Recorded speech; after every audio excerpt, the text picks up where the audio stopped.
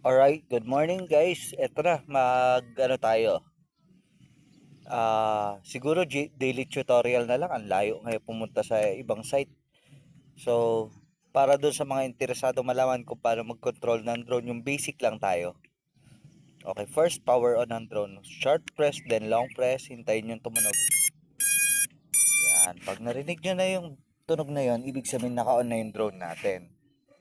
Okay, next is powering on yung controller. Ito, pipindutin ka na. Isang long press hanggang mag-light yung apat na ilaw. Yan, hintayin natin basahin niya. Babasahin siya nung, ayan. So, nabasa na siya. Okay. One more. Ayan. So, ayan, kung ano nakikita ko sa screen. So, sabi na niya, actually, ito yung proprietary application ng Potensic. Ayun, oo nga daw, sabi ng baka. Okay, so what we're going to do is ito, press lang si enter device. So first is, ang tuturo ko is yung paano lumipad yung drone. Oh, okay. Yan na yung pinaka-screen natin. So meron siyang control wheel, down, up. Paano ba so pre-flight checklist or mga needed. First is calibration. Compass calibration, this is yung sa niya, direction niya, north, south, or horizontal, vertical. Tignan natin. Ito, compass calibration. Let's calibrate the compass. So, sabi niya yung drone kailangan 1.5 meters ang height. Tapos, pipindutin niyo lang yung start calibration. Okay, so, iikutin siya. Sundan niyo lang yung arrow, which is, I think, counterclockwise. Dalawa. Okay, mga tatlong ikot lang. So, ganun na naman.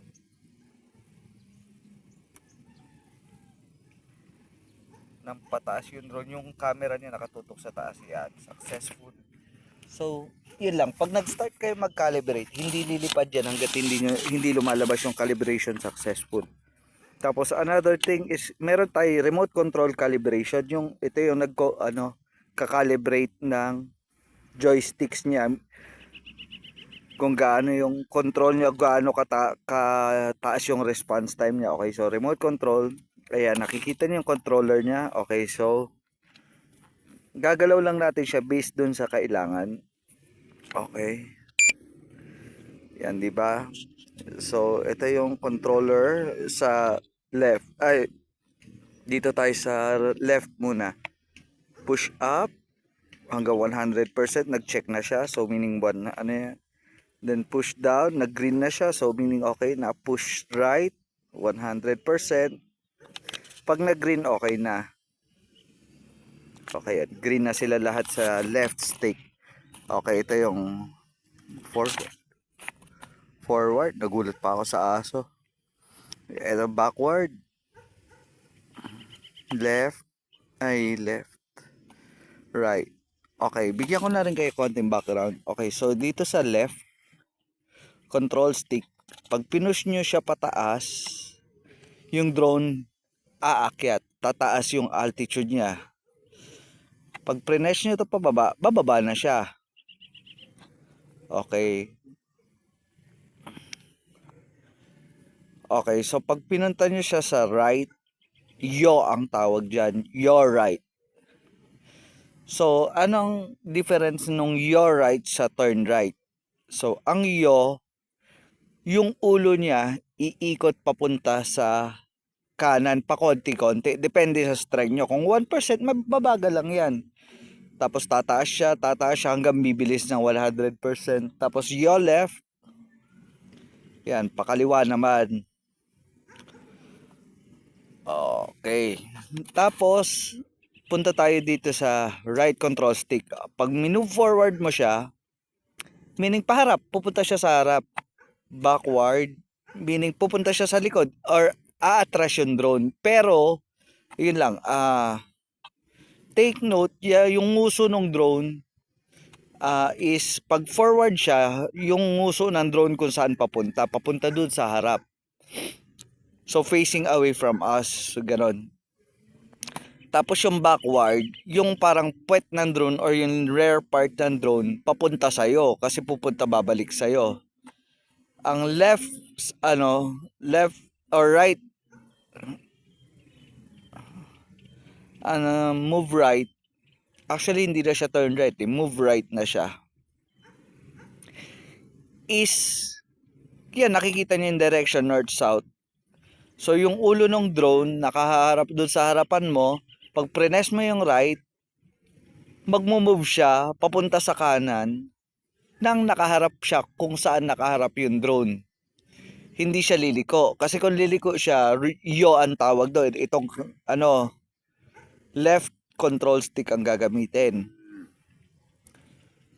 Okay, so yung kung punta ka naman sa left, right, left na, press mo lang yung left. So pupunta na yung drone sa left.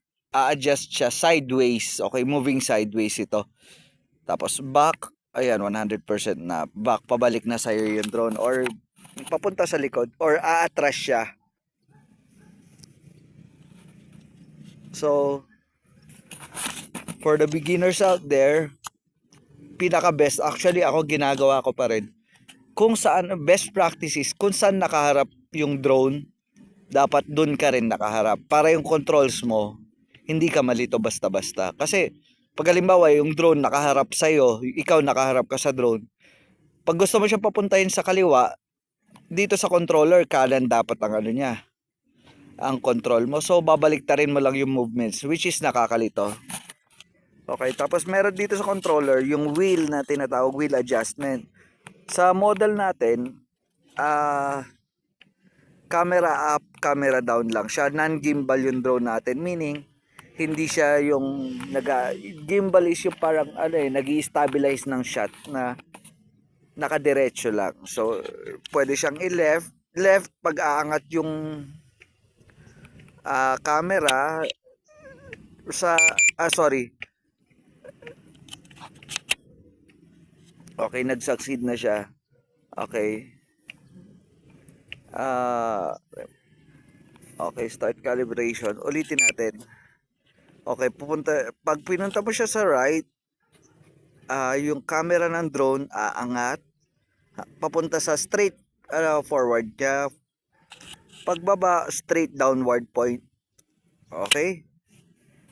So sige, ganito lang. Pag pinasok mo siya, kailangan mo siya kay 100% recalibrate mo bago siya sa successful. So i-recalibrate natin. Okay. Calibration success. Okay, subukan natin palipatin. Ang pagpapalipad ng drone, may ways siya para sa unlocking yung motors manually, which is gagawa ka ng parang letter V action dun sa controller, left and right controller. Yun yung manual na engine parang ignition system niya. Meron din naman dito sa screen, makikita niyo yung arrow up button. Pindutin niyo lang, swipe up to take off, swipe right. Okay, ayan, ngayon lumipad na yung drone.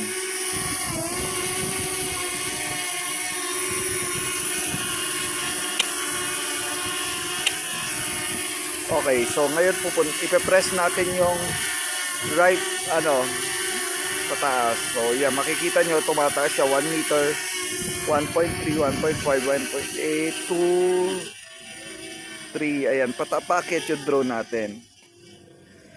So pag pinull down naman natin, bababa yan. Ayan, nakikita nyo yung H dyan, yan yung pababa. Okay, akit tayo sa taas. Ito, yung camera adjustment. Papunta sa right, aakyat. Papunta sa left, bababa yung camera. Makikita na tayo. Ayun, hi. Okay.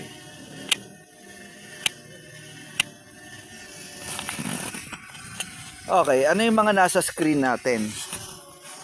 Yung GPS na nakalagay. Yan yung GPS natin.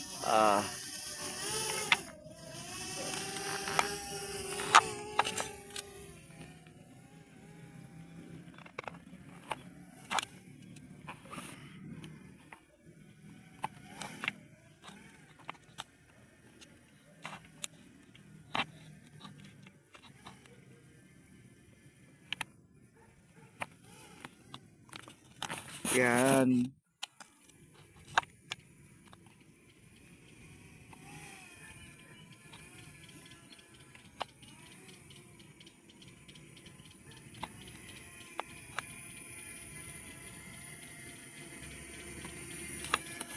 Okay. Ano yung ibang functions ng GPS natin? Lalagay ko lang yung sarili ko sa camera.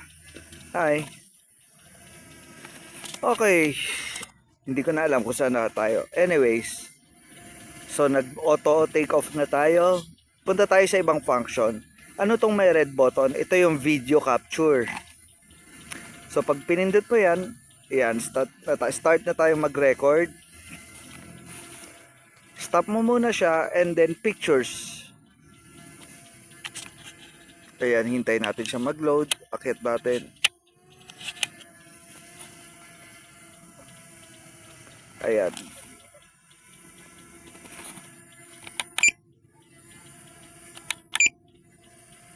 Okay, yan yung pictures niya. Okay, and then punta na tayo sa basic na nando dito sa settings niya. Beginner mode. So pag ini-on mo yan, nasa 30 meters lang yung layo niya. Tapos 30 meters din ang height. So yung layo sa'yo ng drone 30 meters. Tapos yung height ng drone 30 meters lang din, hindi ka naaakyat. Magwa-warning na siya sa'yo, tapos hindi ka na niya. Yun yung virtual fence na sinasabi niya. Okay, speed. So video, normal, and sport. Yung video, yung medyo mabagal. Normal and sport. Mamaya tetestingin natin yan. Okay, ito ang pinakamaganda sa ganitong klaseng drone. Signal lost. So kung anong gagawin niya pag nawala ng signal yung drone. Meron siyang return, meron siyang land. Which is, for me, hindi siya ideal. Kasi ang mangyari, kung 2 kilometro yung drone sa'yo kalayo at nawalan ka ng signal, yari ka na, di ba? Bababa na siya kung saan siya So ang ginagamit dito is yung return. So bakit return? So para anytime kahit anong pwesto niya na nawalan siya ng signal, babalik at babalik yung drone sa'yo. Papunta siya kung saan siya nag-take off. Meron siyang isa pang part is yung hover, meaning nandoon lang siya sa ere, hihintay siya na kumonek ulit yung yung signal mo sa kanya. Which is not good kasi hindi rin babalik hanggang sa maubos yung battery. Okay, silent return. Mawawala yung mga tunog niya. Tip, tip, tip para gumaganon. Okay, ito. Virtual fence. Okay, may limit tayo which is 180 meters ang height. Legally para makalipad ka. I think dito sa Pilipinas that's 120 meters para sa recreational flying or itong ginagawa natin na hobbyist lang, mga palipad lang, gusto ko lang magpalipad, gusto ko lang matuto. Yan, 120 meters. Pag umakyat ka pa dyan at nagkaroon ng problema, halimbawa may nabangga kang helicopter or may tinamaan ka aeroplano at nag-crash, yari ka na doon. Okay, so best practice nga pala, ito yung ginagawa. Ang drone, pagpapalipad ng drone, 30 meters away from people or animals. Okay, yan ang best practice. So at least 30 meters away para magkaroon ka ng chance mag-react. Ayan, yung drone natin, hovering siya. Kung hovering ng, tingnan natin gano'n katagal, 14 minutes. So yan, battery test na rin tayo dyan. Ayan, hindi siya gumagalaw, hindi siya So tingnan natin.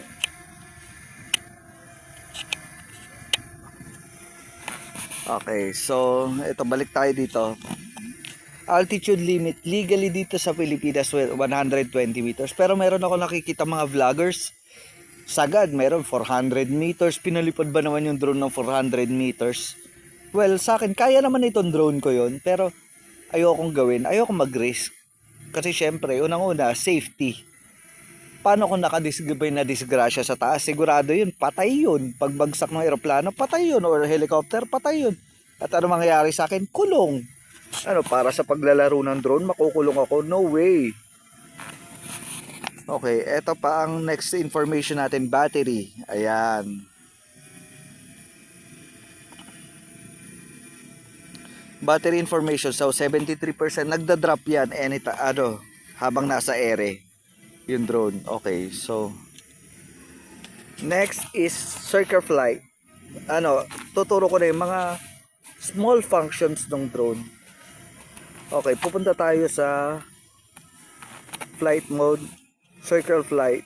So dito sa area natin, makikita nyo may puno. Ayan sa likod. Which is hindi tayo pwedeng gumawa ng kahit na ano, at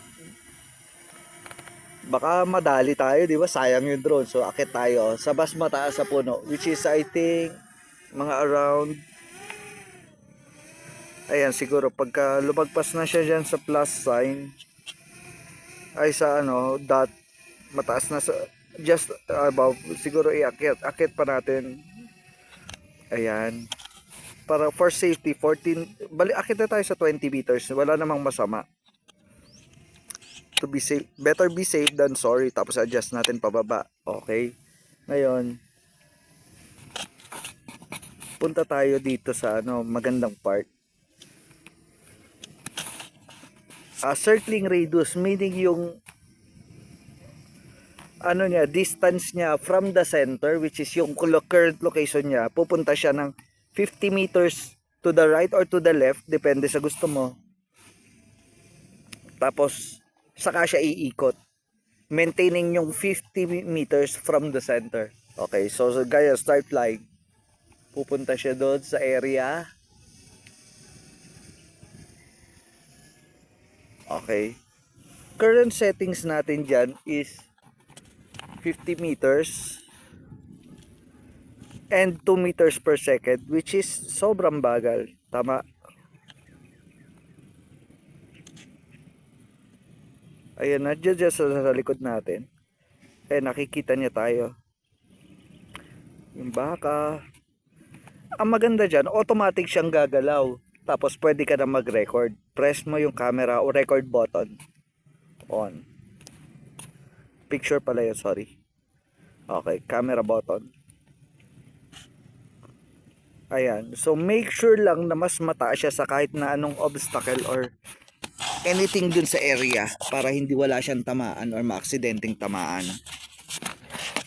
Sa mga probinsya gaya nito, napakaganda kasi maluwag ang area. Pero pag nasa city ka, may mga part na hindi ka dapat magpalipad kasi may mga buildings na pwede mong tamaan. Unless pwede kang legally magpalipad above the buildings, which is okay. Ayan, nagre-record pa rin tayo.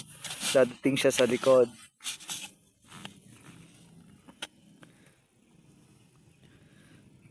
Ayan. Ayun si Manong doon sa kabila. Kita siya. Kita ako. Nagtatago na ako dito sa may puno. Lumipat ako, mainit na doon eh.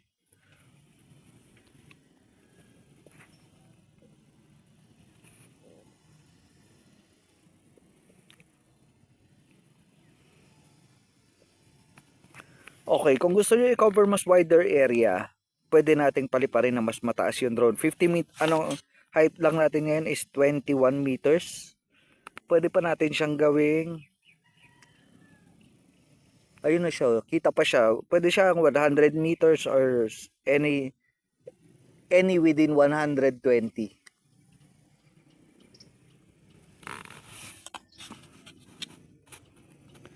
Okay.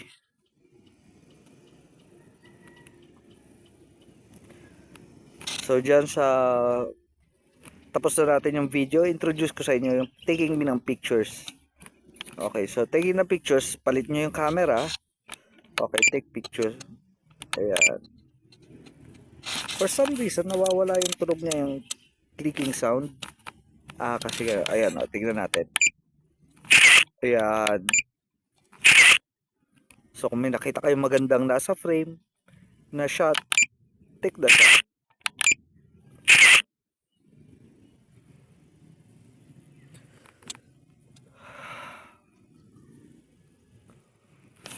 So, kung gusto nyo pahintuin natin. Confirmation. Let's say, gusto natin mas mataas. Akit tayo.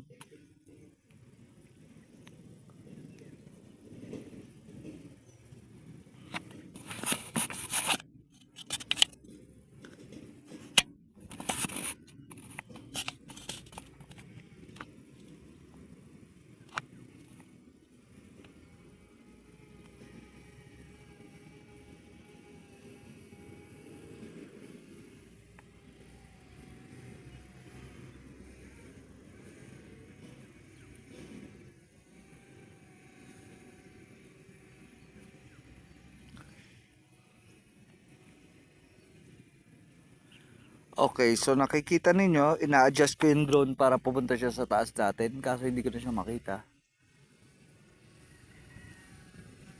Ayan.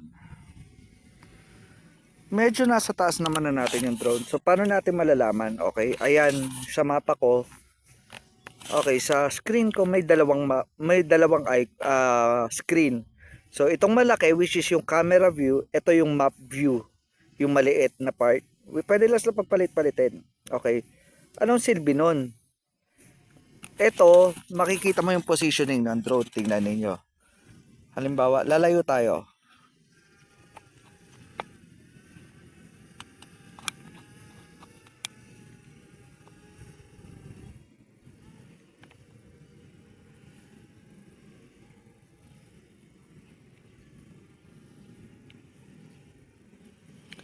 Ayan, meron na tayong 60 meters.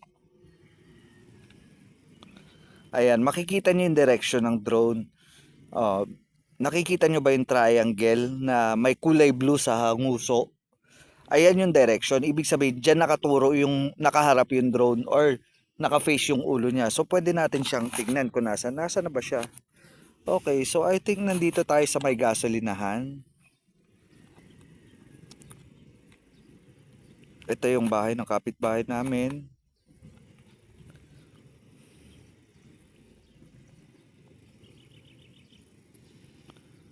Ayan, pupunta tayo sa may Petron. Ayan ang Petron. Palatandaan sa kanya is yung blue. Okay, so tuloy tayo sa camera mode.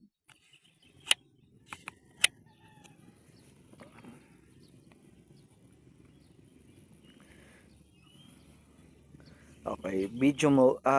Punta tayo sa akit tayo para mas maganda yung view. Buong Santa Cruz makita natin, di ba?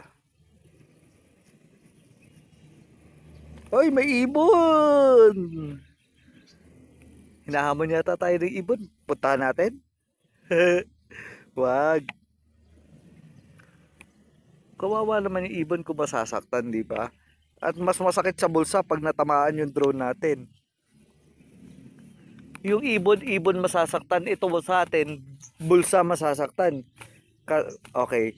So meron tayong ito ang circle flight settings natin.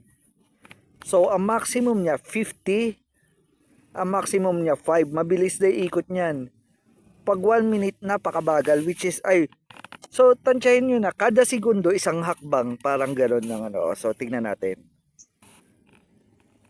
Okay, pupunta siya ng 50 meters. Ayan, umiikot na po siya niyan. Record video. Yan. At 89 meters.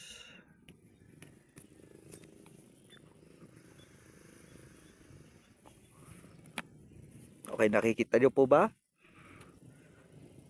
Susubukan natin. Ngayon i-compare natin sa 5 sa 5 meters per second. Tingnan nyo yung diferensya ng bilis niya. Yan, 5 meters per second ng ang speed. Nakita nyo ba yung difference nila? Ayan. Oh, di ba? Pero 50 pa rin ang radius niyan, 50 meters.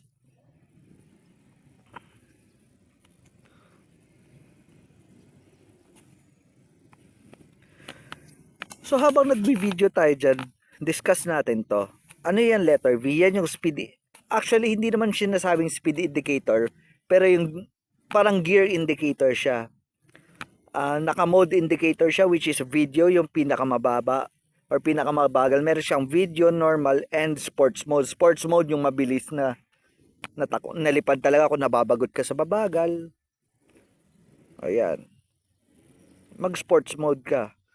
Ano yung susunod sa kanya, which is yung parang satellite. Yan yung GPS satellites. So currently meron tayong nasasagap na 31 GPS satellites. Anong silbi dyan? Yan yung nagtuturo, kumbaga parang tinuturuan niya yung drone na, uy, taga doon ka nakatira, doon ka bababa mamaya. Kasi itong drone na to, meron siyang homing function or return to home, sabi niya. Mamaya makikita niyo yung letter H na minarkahan ko, doon umangat yung drone. Meaning, sa session na to, yun yung bahay niya. Pag sinabi niyang return to home, dun siya babalik sa kulay orange na yon. Okay? Yung RC na yan yung signal. Then yung susunod 33 battery percentage, and yung nasusunod na numbers is yung number of actual minutes na nasa ere siya. Okay. So ano yung sinasabing, kanina pa ako nagme-mention ng home. Yung return to home, meaning pag naubusan na siya battery, uuwi na siya. Ayan, uwi na siya sa bahay niya para mapalitan ng battery or ma-charge. Hintayin natin. Papakita ko sa inyo mamaya. Pag nag 20%, magre-return to home. Mag-i-initiate yan ng return to home. Okay. Automatic yan. Or pag na-sense niya na hindi na sapat yung battery para bumalik, uuwi na siya para makalapit siyang kung i-retrieve mo man siya, malapit na, di ba? Ayan. Yung circle, circle area, only ikot yan hanggang mahilo ka. Susuko ka na lang or yung battery mo. Ayan, meron siya 200 meters distance away sa atin. Umiikot siya ng 100 meters diameter or 50 meters radius. Okay. Ano pa ba gusto nyo i-discuss? Ganito na lang po. Kung may mga questions kayo dyan sa screen ko, screenshot nyo, tapos i-message nyo sa akin. Bibigay ko sa inyo yung description. So, itong 5 hours, 3 minutes, yan yung kung ilang oras pa yung kaya ng memory ng SD card ko. Tapos yung ISO, saka yung may plus minus, ISO yata yan. Pang mga professional photographers yan. Sa akin kasi hindi ko naiintindihan yan. Alam ko lang, malinaw, maliwanag, or malabo, pang ganon. For me, normal default lang, okay na. Hindi naman po ako graphic artist. Ano lang ako, naglilibang lang ako. Okay, so 4% na lang, babalik na yung drone sa atin. So mga around 3 minutes. Kung hindi ako nagkakamali.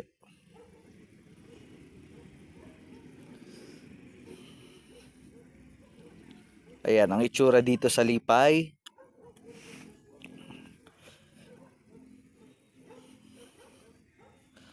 Andyan yung school, yung Petron, yun yung Rusi. Ayan, shout out na rin sa mga nanonood dyan.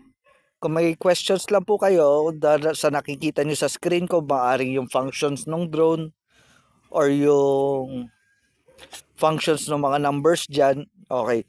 Ito pa pala nalimutan ko. Dapat kanina ko pa sinabi to. Okay. So yung una, yung letter D is yung distance or yung layo ng drone sa'yo.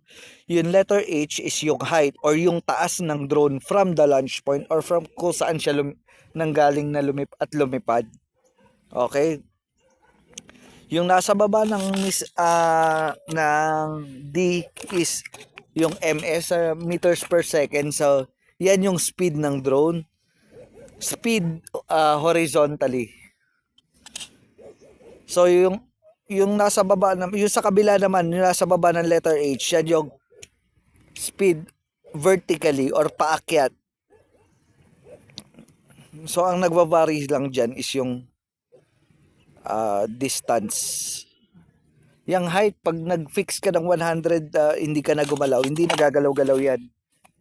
Kasi stable naman yung drone natin. Okay, medyo namula na yung battery. Pero, kino-consider pa rin ng drone na kaya niyang umuwi. Pero for me, best practice, 20%, uwi na tayo. Okay, stop na recording. Okay, for some exit mission. Returning. Ayan, nag-auto-return na siya. Okay. Best practice is 20% uwi ka na para kung may mga maneuvers ka pa na kailangan gawin, magawa mo pa. And save na yung video capture. Bago ka mag-initiate ng return to home or bago ka mawala ng battery, save nyo na muna yung video capture para hindi makorap yung file. Ayan, nasa taas na natin yung drone. Tingnan natin baba, full down. Ayun tayo. Ayun yung baka. Naririnig ko na yung drone sa taas.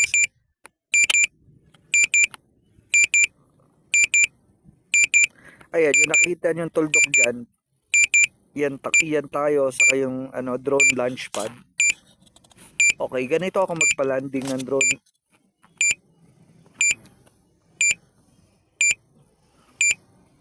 Ayan, nakikita nyo ba? Umuuwi yung drone mag-isa. Yun lang kagandahan ng mga ganitong drone. Kung medyo tamad ka or hindi ka pa expert sa paglalanding, pwedeng hayaan mo siya maglanding na sarili niya. Pero ako kasi, minsan talagang gusto ko pa rin makita kasi pwede siyang sumabit dyan sa mga puno na yan, oh. Nakikita nyo sa camera? Okay. Okay, para siguradong hindi madisgrasya yung drone kasi hindi siya tatama dun sa H. Cancel natin.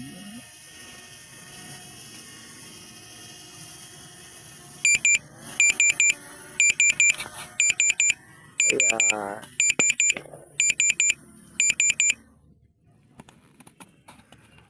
Okay, so ayun, naglanding na yung drone natin. Tingnan natin. Ayan, sa damo, hindi siya tumama dun sa launch pad. Which is okay lang. 9% battery. Okay, so anong gagawin natin? So, medyo mainit na.